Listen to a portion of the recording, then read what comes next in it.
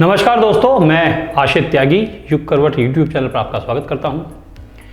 खबरों के पोस्टमार्टम में 3 अहम बिंदुओं पर बात करूंगा। पहला ये कि पूरे पश्चिम उत्तर प्रदेश और एनसीआर में सवाल उठ रहा है कि आखिर केसी त्यागी अब क्या करेंगे। दूसरा, 31 मार्च आपके लिए एक बहुत महत्वपूर्ण तारीख साबित होने वाली है। और तीसरा, कोविड फिर से डराने लगा है। पहले बात केसी त्यागी के बारे में करते हैं। केसी त्यागी अब जनता दल यूनाइटेड में किसी पद पर नहीं है। लगभग 4 दशक बाद ऐसा हुआ है कि जब केसी त्यागी किसी भी पार्टी में किसी भी पद पर नहीं है। अब ये सवाल आम हो चुका है कि आखिर केसी त्यागी अब क्या करेंगे।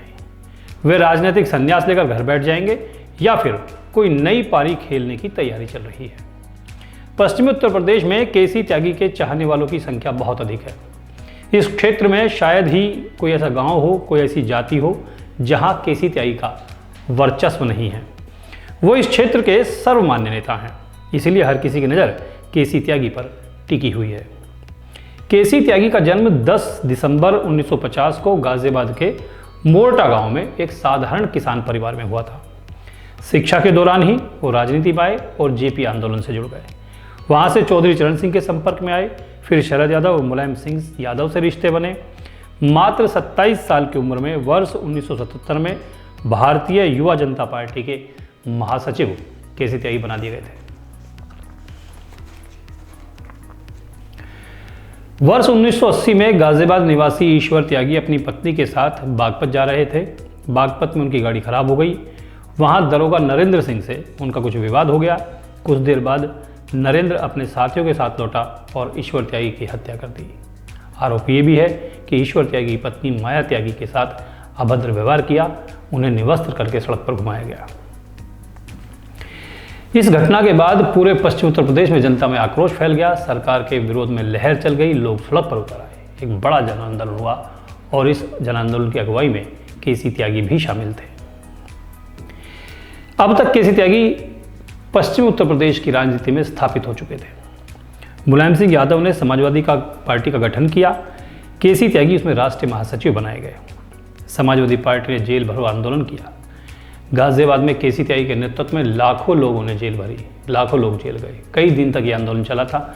गाजियाबाद के इतिहास में ये आंदोलन अपने आप में बहुत महत्वपूर्ण है, क्योंकि उसके बाद किसी ने भी इस तरह का आंदोलन नहीं देखा है। वर्ष 1989 में केसी त्यागी ने लोकसभा चुनाव लड़ा और कांग्रेस के बड़े नेता बुद्धप्रिय मौर्य को हरा दिया। लेकिन अगले चुनाव में भाजपा के रमेश चंद्र तोमर से उनको हार मिली। केसी त्यागी 3 बार उद्योग कमेटी के चेयरमैन रहे हैं, केंद्रीय गोदाम निगम के अध्यक्ष रहे हैं, जनता दल यूनाइटेड के 3 बार प्रधान महासचिव रहे हैं और लंबे समय तक दिल्ली में जनता दल यूनाइटेड का बड़ा चेहरा केसी त्यागी ही रहे। लगभग 48 साल का लंबा राजनीतिक अनुभव केसी त्यागी के पास है। इसलिए सवाल उठाए जा रहे हैं कि अब केसी त्यागी करेंगे क्या। जिस तरह से केसी त्यागी ने कहा कि फिलहाल वो अपनी अधूरी किताबें पूरी करना चाहते हैं जिन्हें वो लिख रहे हैं, उससे उनके राजनीतिक संन्यास लेने की बातों को हवा लोग दे रहे हैं। मगर केसी त्यागी को नज़दीक से जानने वाले कहते हैं कि वो इतनी जल्दी रिटायरमेंट नहीं लेने वाले। केसी त्यागी को अभूतपूर्व निर्णय लेने के लिए जाना जाता है। जनता दल यू का नया नेतृत्व केसी त्यागी के से काफ़ी जूनियर है। कोई भी आत्मसम्मान वाले व्यक्ति अपने जूनियर की सरपरस्ती कबूल नहीं करता है। यही केसी त्यागी ने भी किया है। केसी त्यागी आज के भारत के उन चंद नेताओं में से एक हैं जो जुबान और उसूल के पक्के हैं और आत्मसम्मान बचा हुआ है। उम्मीद है कि केसी त्यागी के समर्थकों को जल्द ही एक बड़ी और अच्छी खबर मिल जाएगी। अगले चुनाव में वो किसी दल से यूपी के सीएम पद का चेहरा भी हो सकते हैं या फिर जल्द ही किसी सदन के सदस्य के रूप में भी दिखाई दे सकते हैं। ये केसी त्यागी के समर्थकों के लिए खबर थी। अब 31 मार्च क्यों हर आदमी के लिए महत्वपूर्ण है, ये बता देता हूँ। हम सभी जानते हैं कि वर्ष 2022-23 के लिए 31 मार्च वित्तीय वर्ष का अंतिम दिन है। कई नियम ऐसे हैं जो करदाताओं से जुड़े हुए हैं और खत्म होने वाले हैं। आयकर रिटर्न दाखिल करदाता बिना किसी जुर्माने के आयकर रिटर्न दाखिल करना चाहते हैं तो उनके लिए अंतिम समय है। अगर रिटर्न दाखिल की जा चुकी है और इसमें कोई चूक रह गई है तो भी ठीक करने का अंतिम समय है। सरकार ने ITR-U नाम का एक नया ITR फॉर्म लॉन्च किया है, जिसके आकलन वर्ष से अंत के 2 साल तक ITR परिचूक को ठीक किया जा सकता है। वित्त वर्ष 2022-23 के लिए अग्रिम कर का भुगतान करने की समय सीमा भी 31 मार्च है।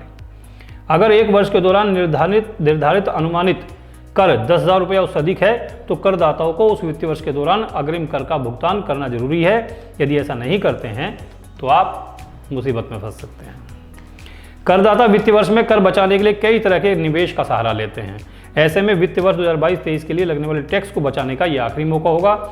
जिन करदाताओं ने पुरानी कर व्यवस्था का विकल्प चुना है, उन्हें चालू वित्त वर्ष के लिए 31 मार्च से पहले अपने सारे निवेश पूरे करने जरूरी हैं। लोगों की सहूलियत के लिए काफ़ी समय से पैन को आधार से लिंक करने की समय सीमा सरकार बढ़ाती रही है, लेकिन अब यह समाप्त हो रही है। 31 मार्च 2023 तक पैन और आधार लिंक करने की अंतिम तारीख है। यदि ऐसा नहीं करते हैं तो उसके बाद 1 अप्रैल से वो निष्क्रिय हो जाएगा और फिर उस पर आपको पेनल्टी चुकानी पड़ेगी। अब तक आयकर की धारा 80 के तहत व्यक्तिगत और व्यावसायिक उपयोग के लिए लोन पर खरीदे गए इलेक्ट्रिक वाहन ब्याज भुगतान पर 1.5 लाख रुपये की कटौती का दावा किया जा रहा था, लेकिन 31 मार्च के बाद ये लाभ किसी को नहीं मिलेगा।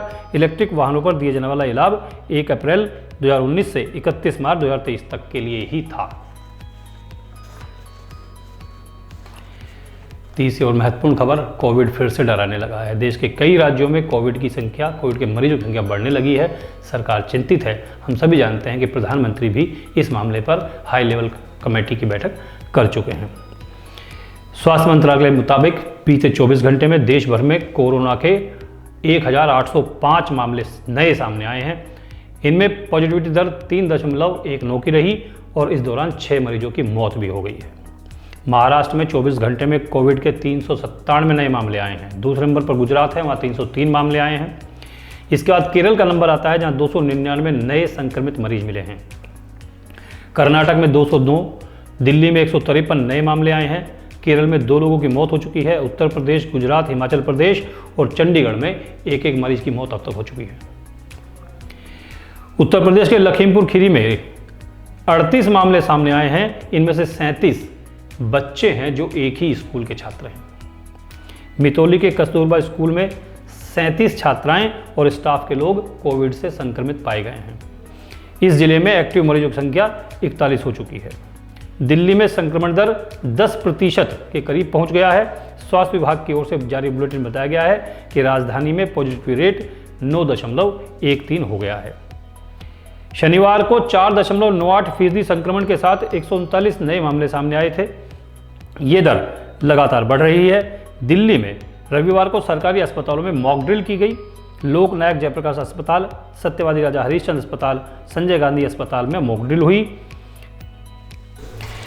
दिल्ली में मरीजों को लाने ले जाने के लिए ICU तक एक रेड कॉरिडोर बनाया गया है। अस्पताल में कोरोना मरीजों के लिए 450 बेड रिजर्व रखे गए हैं। ये एक बहुत गंभीर मामला है। जिस तरह से कोविड के मामले बढ़ रहे हैं, चिंताजनक है। कई राज्य सरकारों ने भी इसके लिए अलग से दिशा निर्देश जारी किए। ये था आज का खबरों का पोस्टमार्टम। अब आज का बुलेटिन। उत्तर प्रदेश स्थानीय निकाय यानी कि नगर पालिका, नगर परिषद और नगर निगम को लेकर बड़ी खबर आपके सामने है। यूपी निकाय चुनाव को सुप्रीम कोर्ट से हरी झंडी मिल गई है। सुप्रीम कोर्ट ने OBC आरक्षण के साथ निकाय चुनाव कराने की इजाजत दे दी है। सुप्रीम कोर्ट ने OBC आयोग की रिपोर्ट को स्वीकार कर लिया है। कोर्ट ने यूपी सरकार को निकाय चुनाव का नोटिफिकेशन जारी करने की इजाजत दे दी है। संभवतः 2 दिन में सरकार नोटिफिकेशन जारी कर देगी और 1 सप्ताह में चुनाव का कार्यक्रम भी घोषित किया जा सकता है, ऐसी सूचनाएं आ रही हैं। सॉलिसिटर जनरल तुषार मेहता ने कहा कि 28 दिसंबर 2022 को OBC आयोग का गठन किया गया था और 7 मार्च 2023 को आयोग ने अपनी रिपोर्ट सबमिट कर दी थी। इस तरह उत्तर प्रदेश में नगर निगम, नगर पालिका, नगर परिषद के चुनाव को हरी झंडी मिल गई है। उसका रास्ता साफ हो गया है। हिंदी भवन में एक कार्यक्रम का आयोजन किया गया, जिसमें उत्तर प्रदेश की महिला कल्याण और बाल विकास पुष्टाहार राज्य मंत्री प्रतिभा शुक्ला शामिल रहीं। यहां बच्चों का अन्न प्रसारण कराया गया और कुपोषण से बचाव की जानकारी दी गई। महिला कल्याण और बाल विकास पुष्टाहार राज्य मंत्री प्रतिभा शुक्ला गाजियाबाद के हिंदी भवन पहुंची। यहां उन्होंने पोषण पखवाड़े का शुभारंभ किया। कार्यक्रम के दौरान राज्य मंत्री प्रतिभा शुक्ला ने गाय दान की और छोटे बच्चों का अन्नप्राशन कराया। यहाँ गोद भराई की रस्म भी निभाई गई। इसके अलावा उन्होंने मोटे अनाज से बने खाद्य पदार्थों का अवलोकन भी किया। समारोह के दौरान कुपोषित बच्चों के परिवारों को गाय दान दी गई। साथ ही जरूरतमंद बच्चों को लैपटॉप भी वितरित किए गए। कठपुतली और जादू के शो के माध्यम से कुपोषण से बचाव की जानकारी महिलाओं को दी गई। इस दौरान यहाँ विधायक मंजू सिवास, सीडीओ विक्रमादित्य मलिक, शशि वार्ष्णेय और परियोजना निदेशक पीएम दीक्षित मौजूद रहे। ब्यूरो रिपोर्ट, युग करवट। अब दिल्ली से धर्मशाला के लिए नॉन स्टॉप फ्लाइट मिलेंगी। केंद्रीय मंत्री ज्योतिरादित्य सिंधिया, वीके सिंह और अनुराग ठाकुर ने इसको हरी झंडी दिखाई है। यहाँ इंडिगो की फ़्लाइट शुरू की गई है। दिल्ली से धर्मशाला के लिए इंडिगो की फ़्लाइट सीधे मिला करेगी। अब ये सुविधा नॉन स्टॉप शुरू की गई है। केंद्रीय सड़क परिवहन राज्य मंत्री और नागर विमानन राज्य मंत्री वीके सिंह ने नागर विमानन मंत्रालय से इसका शुभारंभ किया। यहाँ हरी झंडी दिखाकर इस योजना का शुभारंभ किया गया। इस दौरान केंद्रीय मंत्री ने कहा कि नॉन स्टॉप फ्लाइट मिलने से यात्रियों को बेहद सुविधा मिलेगी। अब यात्री आसानी से धर्मशाला पहुंच सकेंगे। इस दौरान केंद्रीय मंत्री ज्योतिरादित्य सिंधिया और अनुराग ठाकुर भी मौजूद रहे। ब्यूरो रिपोर्ट, युग करवट।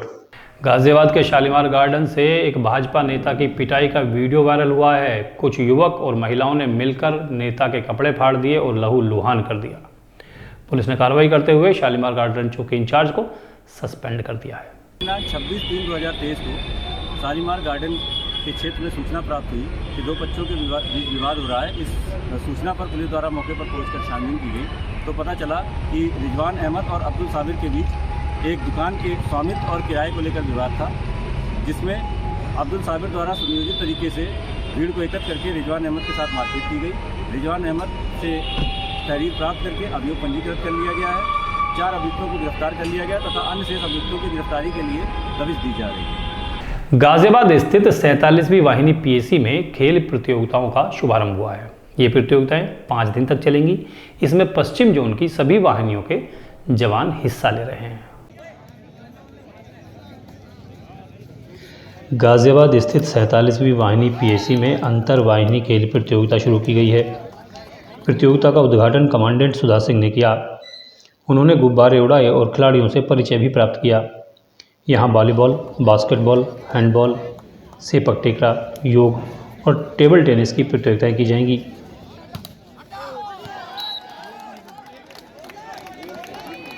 ये प्रतियोगिताएं 5 दिन तक चलेंगी।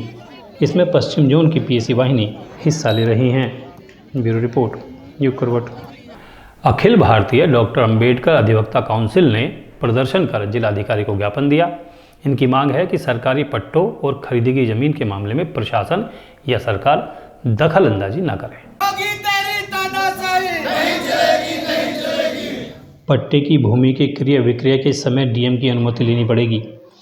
इसका शासनादेश जारी होने से पहले ही सरकार की इस नीति का पुरजोर विरोध शुरू हो गया है। सरकार की इस मंशा का विरोध करने के लिए राज्यपाल के नाम एक ज्ञापन दिया गया। ज्ञापन अखिल भारतीय डॉक्टर अंबेडकर अधिवक्ता काउंसिल के माध्यम से दिया गया। अधिवक्ता काउंसिल के राष्ट्रीय अध्यक्ष एडवोकेट रतन सिंह, राष्ट्रीय महासचिव एडवोकेट जितेंद्र और वरिष्ठ अधिवक्ता नाहर सिंह यादव के नेतृत्व में ज्ञापन दिया गया, जिसमें कहा गया कि सरकार ने दलित और अल्पसंख्यक विरोधी ऐसी दमनकारी नीति बनाई तो प्रदेश सरकार को इसके दुष्परिणाम भुगतने होंगे। काउंसिल ने मांग की है कि उनके पूर्वजों को जो पट्टे मिले उनके द्वारा खुद खरीदी जमीन के क्रय की प्रक्रिया में सरकार कोई हस्तक्षेप न करे। ब्यूरो रिपोर्ट, युग करवट। राष्ट्रीय प्रजापति महासंघ जातिगत जनगणना कराने की मांग कर रहा है। महासंघ ने इस मांग को लेकर जिला मुख्यालय पर प्रदर्शन किया। यहां प्रजापति और कुम्हार आदि जातियों को ओबीसी जैसी सुविधाएं देने की मांग भी की गई। राष्ट्रीय प्रजापति महासंघ ने जातिगत जनगणना कराने की मांग को लेकर डीएम के माध्यम से प्रदेश के राज्यपाल को ज्ञापन सौंपा। ज्ञापन में महासंघ ने प्रजापति, कुम्हार सहित अति पिछड़ी जातियों को अनुसूचित जातियों जैसी सुविधा देने की मांग की है। महासंघ ने कहा कि धनाभाव के कारण इन जातियों के लोग निजी अस्पतालों में इलाज नहीं करा पाते। ऐसे में इन्हें निःशुल्क चिकित्सा की सुविधा दी जाए। देश में कॉलेजियम व्यवस्था के कारण अधिकतर सभी न्यायिक सेवाओं में सामान्य जाति का चयन किया जाता है। न्यायिक क्षेत्र में प्रजापति, कुम्हार और पिछड़ी जातियों के साथ भेदभाव करने का आरोप भी लगाया गया है। महासंघ ने मांग की है कि सभी आरक्षण और सामुदायिक लाभ दिया जाए। न्यायिक विभाग में न्यायिक मजिस्ट्रेट पदों पर नियुक्ति हो। पिछड़ा वर्ग को 27% आरक्षण दिया जाए, लेकिन उसमें भी इस वर्ग को क्रीमी लेयर में पाबंद किया जाए। महासंघ ने देश में जातिगत जनगणना कराने की मांग की है। ब्यूरो रिपोर्ट, युग करवट। भारतीय किसान संगठन एकता ने एक बार फिर प्रदर्शन किया। इनका कहना है कि डीएमई पर अभी सर्विस रोड नहीं बनी है, उसके बावजूद टोल वसूला जा रहा है। संगठन ने डीएमई पर दोपहिया वाहन और ट्रैक्टर के चालान नहीं कराने की मांग की है।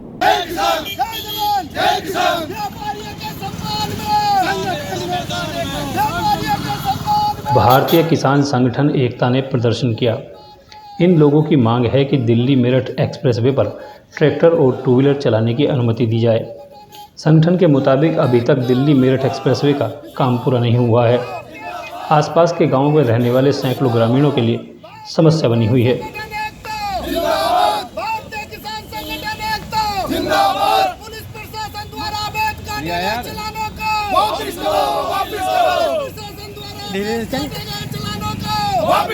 किसान संगठन का कहना है कि सर्विस रोड बनी नहीं है और टोल टैक्स वसूला जाने लगा है। ट्रैक्टर और टू व्हीलर के चालान किए जा रहे हैं। किसान संगठन ने चालान बंद करने की मांग की है। ब्यूरो रिपोर्ट, युग करवट। जावली गांव में पानी निकासी की समस्या बनी हुई है। इस वजह से गांव के रास्तों पर पानी भर चुका है। लोग परेशान हैं। लोगों का आरोप है कि तालाब की सफाई न होने से ऐसे हालात बने हैं। इन लोगों ने डीएम को अपनी समस्याएं बताई। गांव जावली रजापुर के मुख्य मार्ग पर जलभराव होने के कारण लोगों के घरों में गंदा पानी घुस रहा है। इसके विरोध में सैकड़ों गांव वालों ने जिला मुख्यालय पर प्रदर्शन कर डीएम के नाम ज्ञापन सौंपा। गांव वासियों ने बताया कि कुछ दिन पहले गांव में तालाब की सफाई कराई गई थी, जो नाम मात्र की ही थी। सफाई के दौरान तालाब का क्षेत्रफल भी पूरा नहीं मापा गया और न ही क्षेत्रफल कम होने के कारण खुदाई की गई। इस वजह से गांव के सभी मुख्य मार्गों और गलियों में गंदा पानी जमा हो गया है। लोगों को आने जाने में दिक्कतें हो रही हैं। ग्रामवासियों का कहना है कि मुख्य रास्ते से बाईं ओर सरकारी नाली है, जो आज तक नहीं बनी है। स्थानीय लोगों ने बताया कि गंदा पानी जमा रहने के कारण क्षेत्र में संक्रमित बीमारियां फैलने का खतरा मंडरा रहा है। लोगों ने डीएम से तत्काल प्रभाव से क्षेत्र की सफाई और पानी की निकासी का प्रबंध करने की मांग की है। ब्यूरो रिपोर्ट, युग करवट। तो आज के लिए बस इतना ही। आज का खबरों का पोस्टर कैसा लगा ज़रूर बताइएगा। बुलेटिन के बारे में बताइएगा। गाजियाबाद और आसपास की खबरों को देखने के लिए देखते रहिए युग करवट यूट्यूब चैनल और विस्तृत रूप से जानने के लिए पढ़िए युग करवट समाचार पत्र। युग करवट यूट्यूब चैनल को सब्सक्राइब करें, वीडियो को लाइक करें, अपने दोस्तों और रिश्तेदारों के साथ शेयर करें, कमेंट ज़रूर करें। आपके कमेंट हमारे लिए बहुत महत्वपूर्ण है। नमस्कार।